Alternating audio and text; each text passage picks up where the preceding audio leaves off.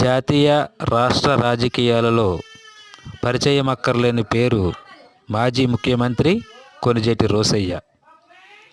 ఎమ్మెల్యేగా, ఎంపీగా, మంత్రిగా, ముఖ్యమంత్రిగా, అలాగే 2 రాష్ట్రాలకు గవర్నర్గా బహుముఖ పదవులను నిష్కలంగా నిర్వహించి పరిపూర్ణ రాజకీయవేత్తగా పేరు తెచ్చుకున్న కొణిజేటి రోసయ్య గారు ఉమ్మడి ఆంధ్రప్రదేశ్లో 15 పర్యాయాలు రాష్ట్ర బడ్జెట్ను ప్రవేశపెట్టిన ఆర్థిక మంత్రిగా, అలాగే అందులో 7 సార్లు వరుసగా బడ్జెట్ను ప్రవేశపెట్టిన మంత్రిగా రికార్డు సృష్టించటం విశేషం.